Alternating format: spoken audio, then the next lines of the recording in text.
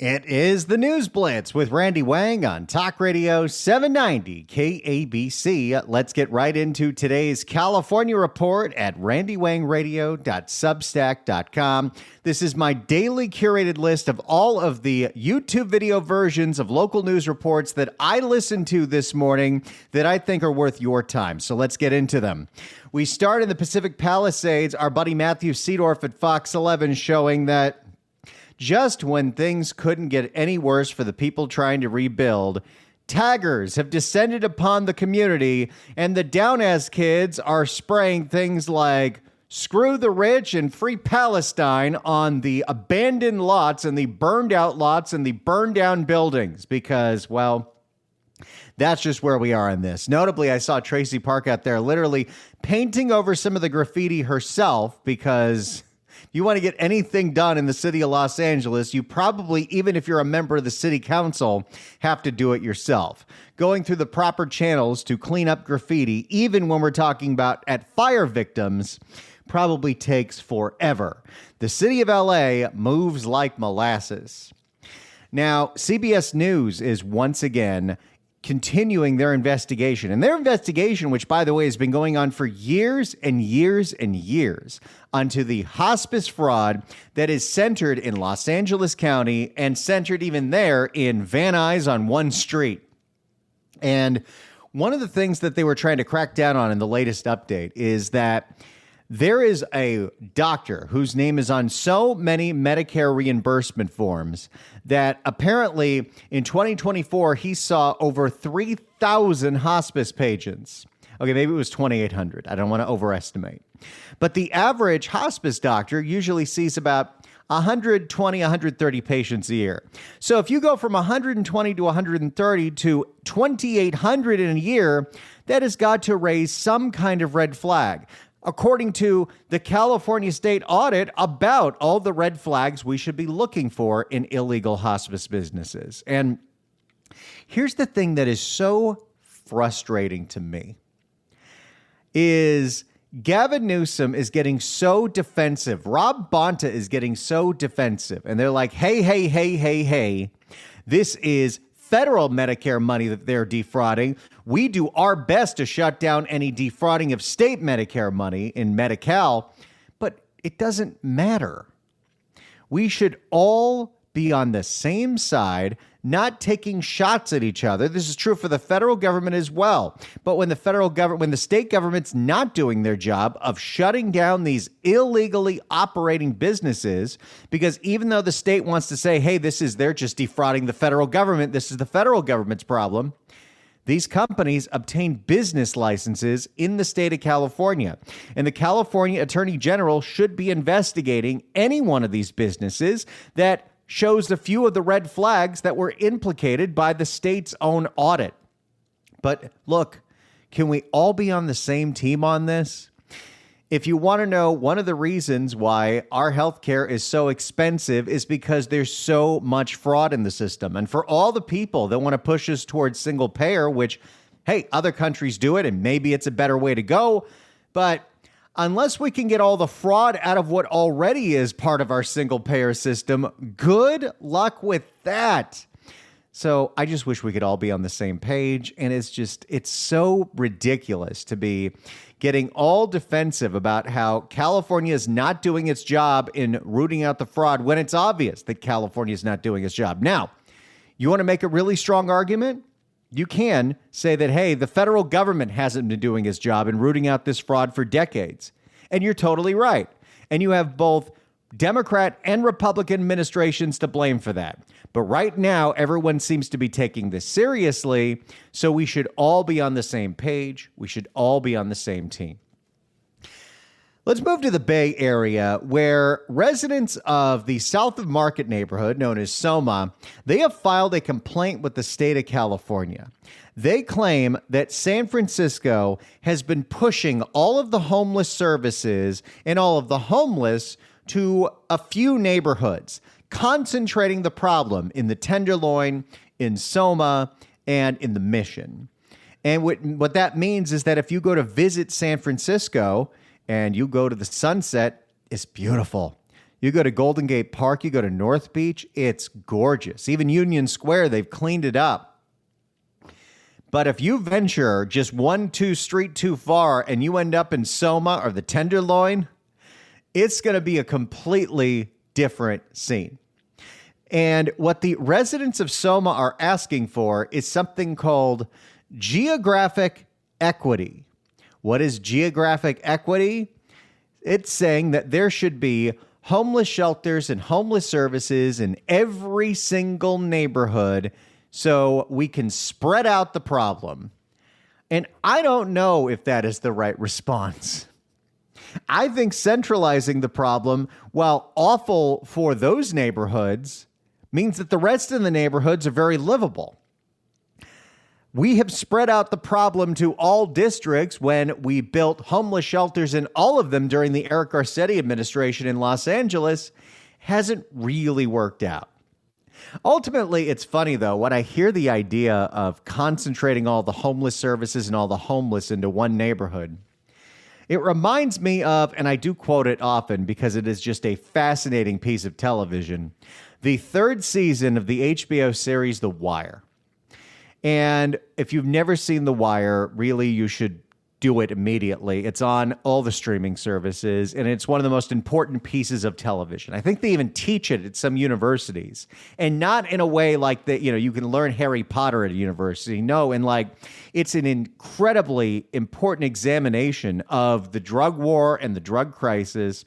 And one of the things that the Baltimore police thought to do in a certain district in season 3 was, because they were so sick and tired of police officers getting shot, trying to do little bit raids on the gangs that were obviously running Baltimore, was what if we push all the drug dealers and all the drug addicts and all the drug dealing to this one corner that's full of vacants? And the entire season revolves around this idea. And for the people that were living there, and there weren't many, but there was one old lady, all of a sudden her neighborhood turned into a nightmare. But you had all kinds of services that you could put out there because everyone's here concentrated. They even showed a needle exchange program. Notice I say needle exchange, not needle passing out program. And ultimately, when the city found out about this and were ready to shut it down, they looked at it and they saw double-digit drops in crime and were like, I don't know if we want to shut this down, before they obviously had to shut this down. But if you've never seen The Wire, it is a fascinating piece of television and still very relevant today, considering the opiate crisis that we're in is very similar to the opiate crisis in Baltimore in 2000s, but it's even on a bigger scale out here. Now, the state of California wants to be as environmentally conscious as possible, and that's a good thing for us all to want to do. We want to have clean air. We all want to have clean water, and that is why whenever you don't have clean water, you've got to call people out and you've got to find them when they did something to harm our environment. And that is why the cities of Mountain View and Sunnyvale got fined for accidentally leaking raw sewage into their creeks. Can you believe it? You can smell it right here. And while that's great, why are we taking that so seriously? And for decades, all different kinds of administrations have been ignoring the Tijuana River sewage crisis in San Diego County. We'll get to that later. Let's stay in San Mateo County. Here's an interesting fight. San Mateo County claims that they are broke. And part of the reason they're broke is California owes them $157 million. They need to go on that website, claimit.ca.gov.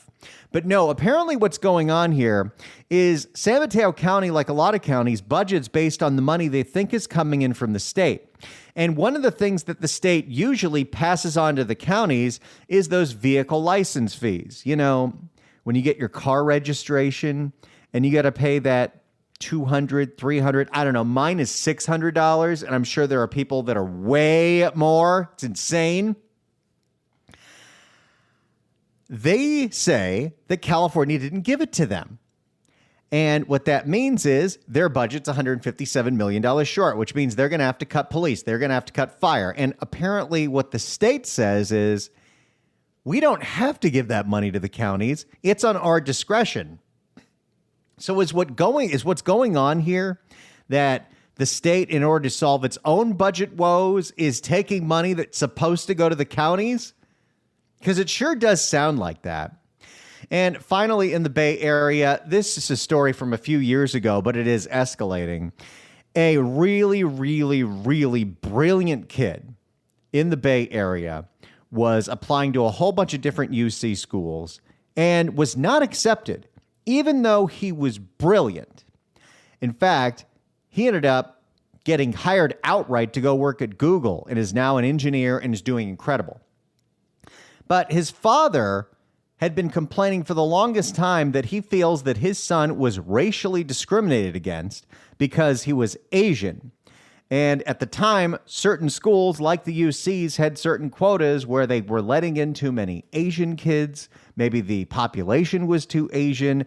I don't even want to get into the stereotypes here. But he is now suing after many years because he says the state has denied that they rejected his kid for anything that had to do with race. But again, I don't understand how the UCs reject anybody at this point. This is from a few years ago, but it's an interesting story, and we'll be following that lawsuit. In Sacramento, we have a bill from James Gallagher, who wants to cut electricity rates by 30% and force the utilities to pay wildfire survivors when they start a fire. And I think that's a valiant effort.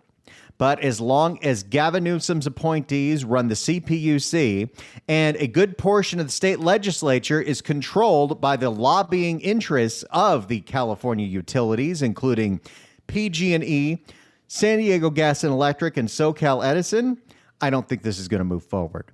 I have said it before, and I will say it again. I do not understand why we allow these monopolies to operate in the state of California. They have proven time and time and time again that they are ripping off their customers. They have all these bizarre incentives, including that they get a guaranteed rate of return for building infrastructure, regardless what it is, but they have deferred so much on maintenance that we have seen so many devastating wildfires over the years, including the Eaton fire recently, including the Camp Fire, obviously. And you remember the whole deal with that one, where PG&E made a deal after they got bailed out by Gavin Newsom that they were going to pay the victims of the Camp Fire in PG&E stock, not just cash. So these people's livelihoods are now tied to the success of this company. I love this idea, but I think we need to think a lot bigger. And as much as everything about him drives me crazy, the one thing I like about Tom Steyer's campaign for governor, he is campaigning. He's not going to be successful, but he's campaigning on the thought of breaking up PG&E, breaking up SoCal Edison and San Diego Gas and Electric. These companies have such a grip on our policy, it's insane. The proof point that I use for that all the time is the simple one. This state tried to incentivize going green by investing in solar panels. In fact, California has so many solar panels, we generate more electricity than we need during the day. We still have a big problem of what we do during the night, and some candidates, including Matt Mahan, have some very interesting ideas about this. But the problem with all of that is when you have so many rooftops generating solar power and they have these contracts that were negotiated where they can sell that excess energy back to the utility companies felt like they were missing out. They were losing a whole bunch of revenue.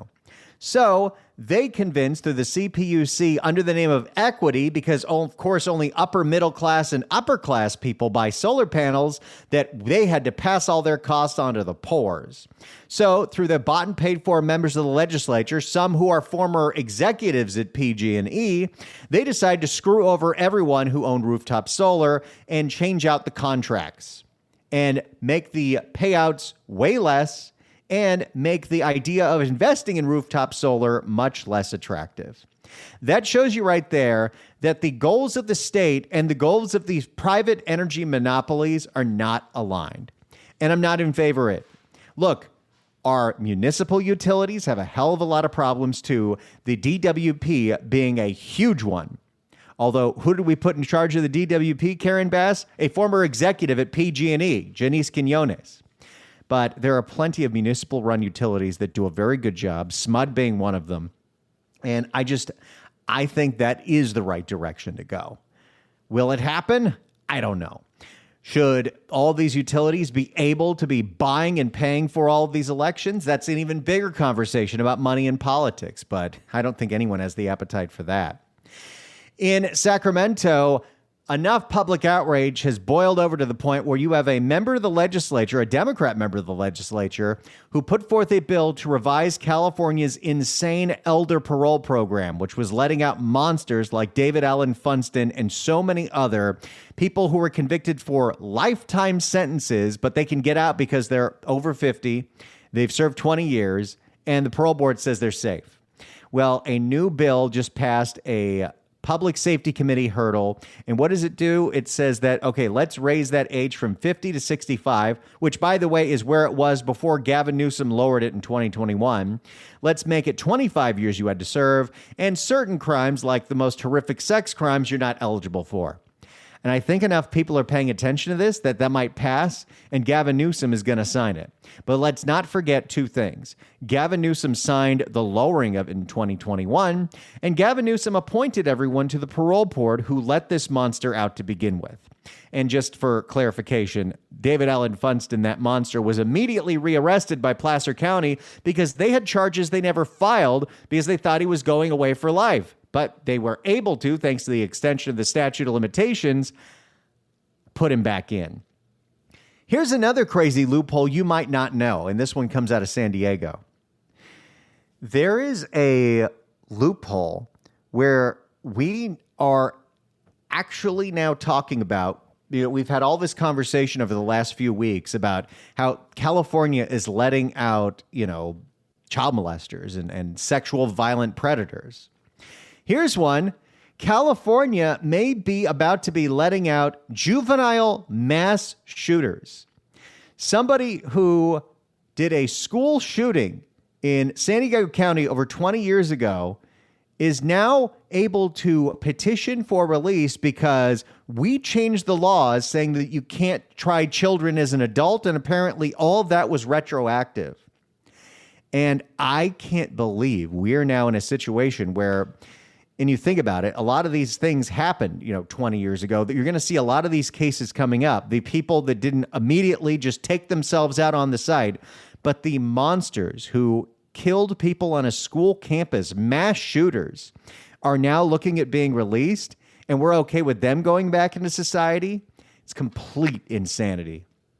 I believe in redemption for a whole lot of things. I don't know how exactly a mass murderer gets redeemed, but there you go. And let's end on this one because it is very relevant in LA County and San Francisco County. But business owners in the gas lamp in San Diego, one of the funnest parts of town, they're getting really irritated because San Diego has an ordinance that you're not allowed to be doing any street vending in the gas lamp, but they don't enforce it. So when the Padres came back in season, all the hot dog carts came out and all the other stand-up, pop-up food tents came out. And here's the thing. These are not regulated. I worked in food service as a kid. I was a manager at a fast food establishment at Magic Mountain, had to deal with getting up to health codes and dealing with health department inspections. And these carts don't have to do that. And they don't have to do simple things like wearing gloves when handling food, or they have hand washing stations. But here's the thing. And if you're wondering why there's so little enforcement, it's thanks to Ricardo Lara. Before he was the insurance commissioner, he was in the state Senate, and he passed a law in the first Trump administration to decriminalize all street vending so that could protect people in the country here illegally. And what it meant was police cannot be involved when regulating illegal street vending, whether they're just going where they're not supposed to, or they're straight up selling stolen goods like in MacArthur Park or in the Mission in San Francisco. And in the gas lamp area, public health is supposed to regulate this. But public health is so afraid of dealing with these people, they don't go out without a police escort. And so what are we seeing? No enforcement whatsoever. There's a lot more in today's California Report, so check it out. I do this all for you. And so I have like a physical log of all the stuff that I find every day. RandyWangRadio.substack.com. It's the News Blitz with Randy Wang on KABC. It's the News Blitz with Randy Wang on KABC. Coming up next, we're getting into the Los Angeles City Attorney's race, a name you might remember from the race to replace George Gascon. John McKinney is running in the LA City Attorney's race against current incumbent Heidi Feldstein Soto. So stick with us as we find out what the city attorney's office does and what John McKinney wants to do differently. It's the News Blitz with Randy Wang on KABC. It is the News Blitz with Randy Wang on Talk Radio 790 KABC. Make sure to subscribe to my Substack for the Daily California Report at randywangradio.substack.com. Our next guest is a longtime prosecutor at LA County. He ran in the race to replace George Gascon and is now running for LA City Attorney. His website is McKinney4LA.com. John McKinney, welcome to the News Blitz. Oh, thanks, Randy. It's great to be on with you and your audience. John, why don't we go ahead and start off with a quick introduction. People, if they haven't heard of you before, who you are and why you're running for LA City Attorney. Okay, well, I've been fighting for people of Los Angeles for nearly 30 years in the district attorney's office. I've stood in courtrooms all across the county, looking stone cold killers in the eye and fighting for victims in our neighborhoods. I now want to take that fight across the street to the city attorney's office. I want to bring the experience that I've garnered leading large legal teams. I'm currently the director of specialized prosecutions.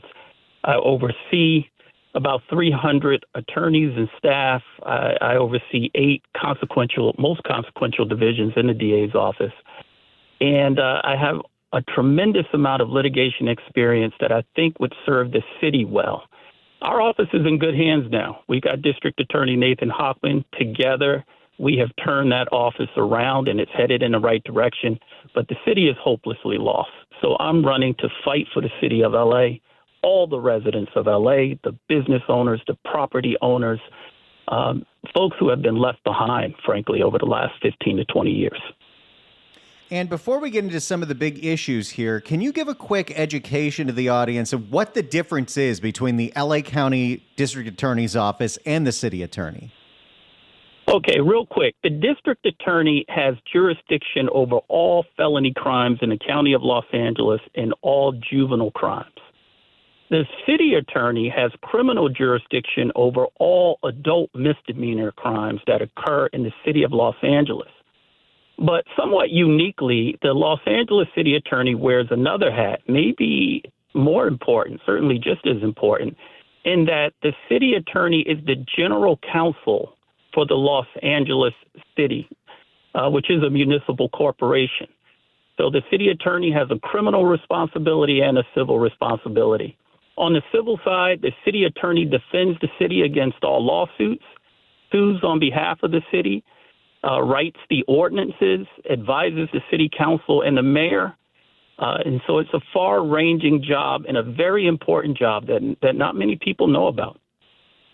Well, and why don't we start on that liability front? Because in the last 5 years, the city of LA has paid out over $1.1 billion in just liability claims, which takes a huge hit to our budget every single year. Notably, one of the reasons we were in a budget deficit last year was we anticipated $100 million for lawsuits, and we ended up spending $300 million for lawsuits. So what do you think needs to be changed in regarding our liability for whether it's police liability, it's negligence liability, slips and falls? I mean, we got to cover it all, but the city gets sued a lot.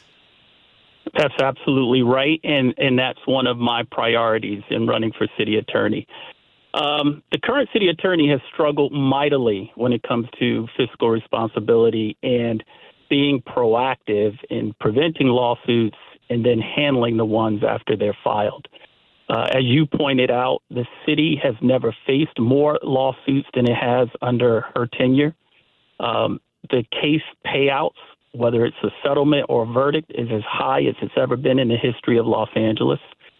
And there have been more $1 million plus verdicts during her tenure as city attorney. And she spent more money in hiring outside private big law firm counsel, sometimes for as much as $1,500 to $2,000 an hour than any city attorney before her. So in my view, she's been an abject failure at protecting taxpayers.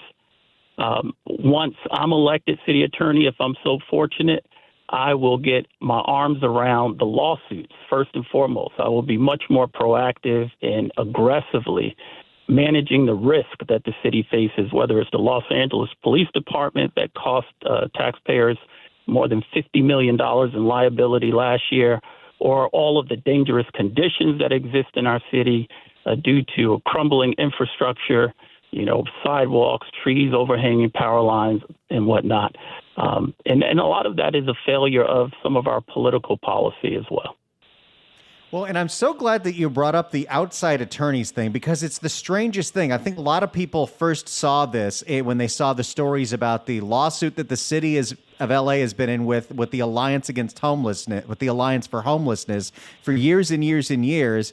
And even though, as you said, the city attorney is the general counsel, we hire outside law firms to represent the city in those cases, and they get all kinds of money to represent us, even when they're not really doing anything. So I got to imagine you'd be stamping out that kind of waste, because why are we hiring anybody to do the job of someone we already have?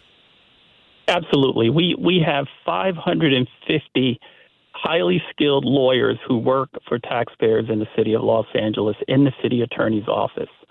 I don't understand why much of the work that's being farmed out to these private firms isn't being done by the men and women in the office. Certainly, I will take over the office, modernize it. I will develop highly proficient trial teams like the ones we have in the district attorney's office. I've personally prosecuted 100 jury trials myself. The current city attorney, I don't think, has ever tried a case. If she has, maybe one, but she's not a litigator. And if you're not a litigator, then you're not going to be very successful at evaluating cases, knowing which ones to settle and which ones to take to trial, and ultimately how to try them if you have to.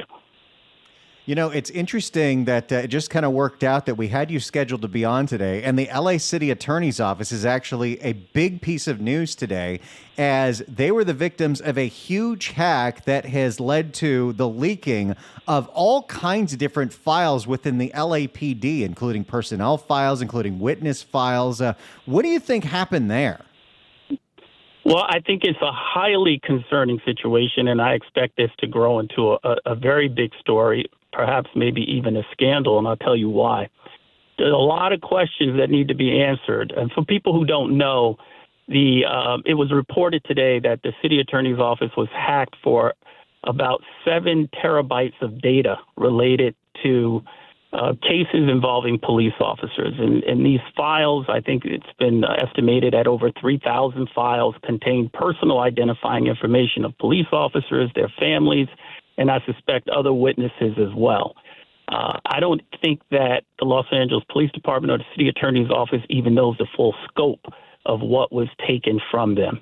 Now, look, there are a lot of clever people out there who know how to hack information, but I think the questions that we need, and we need them right away to be answered, we need them to be answered by the city attorney, who has, as far as I know, hasn't said a word yet about this publicly.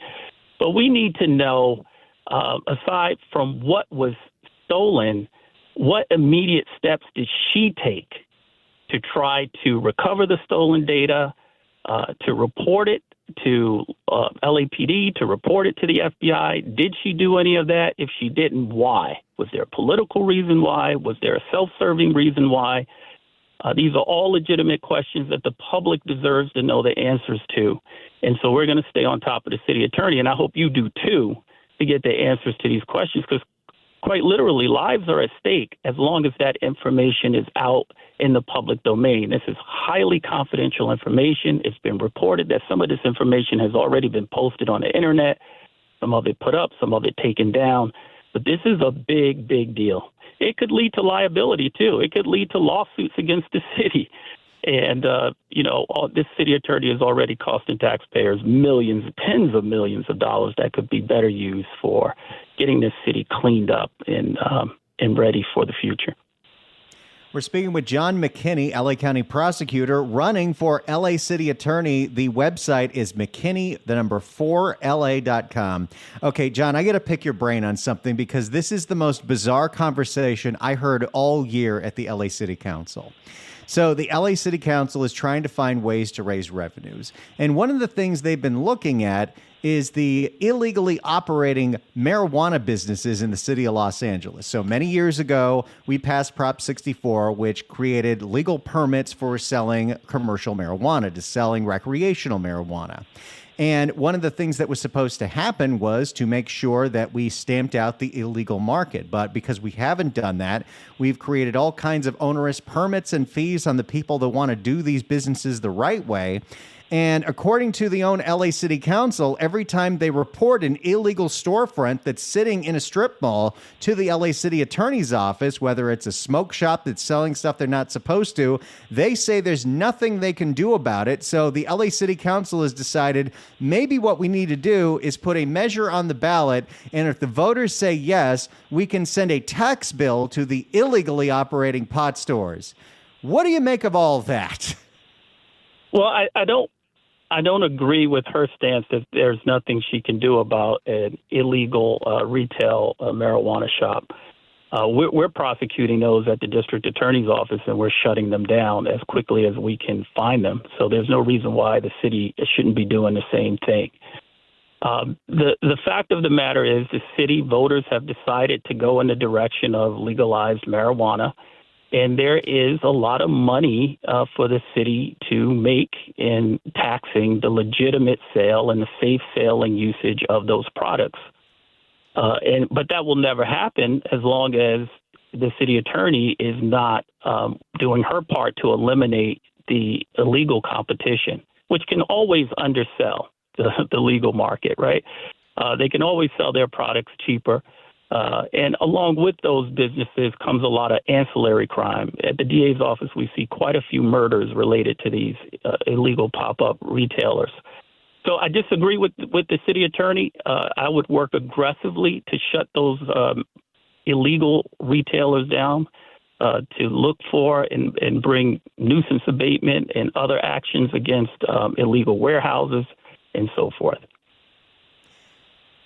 Now, here's another issue that is getting really, really, really irritating for people that live in the city and the county of Los Angeles, but this problem is mostly focused in the city, and that is rampant copper wire theft. I know Nathan Hochman has made a whole lot of press conferences about this and supported legislation to toughen laws at the state level for copper wire theft that have left thousands and thousands of streetlights in the darkness. But one of the things that I never understand when we're talking about, going after the people stealing the copper wire is, unlike any other commodity, there's only so many places you can sell these stolen goods.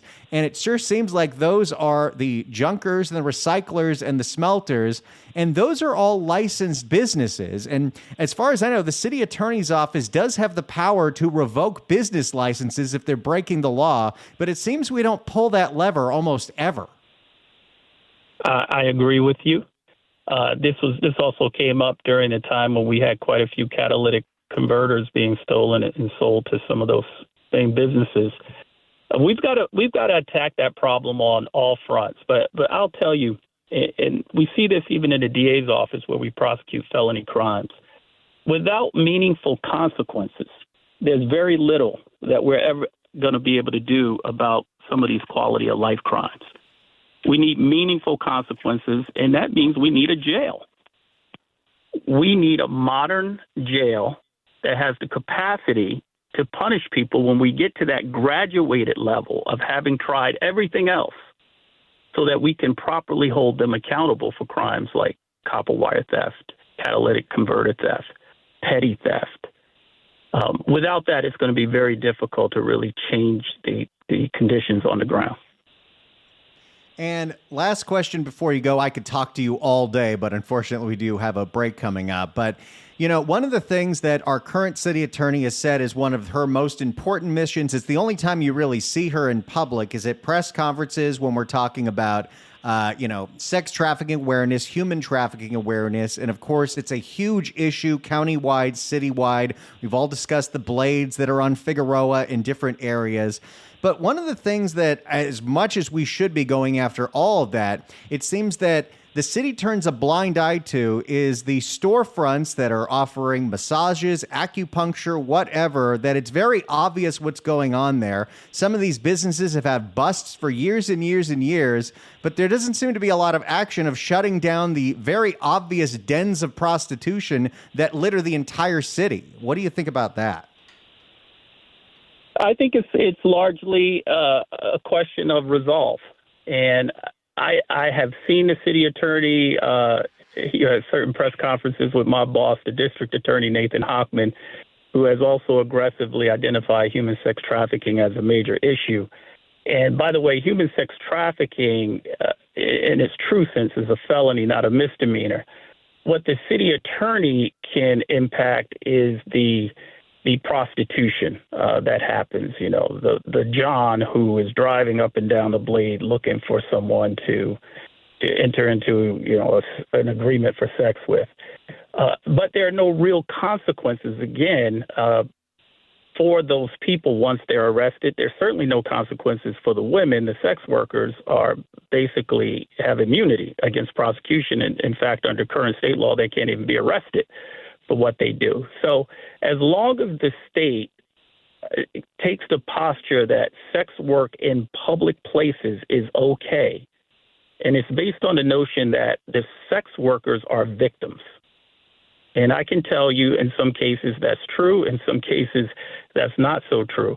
But if law enforcement can't even interrupt their behavior by taking them into custody and trying to channel them toward the help that they really need, then it's going to be very difficult to get our hands around the problem of public sex work. John McKinney, he is running for LA City Attorney. You know him from the LA County Prosecutor's Office for years and years and years. If you want to find out more about his campaign and get involved, go to McKinney4LA.com. John McKinney, that was an enlightening interview. We'll be talking to you again very soon, and good luck on the campaign trail. Thank you, Randy. Appreciate it.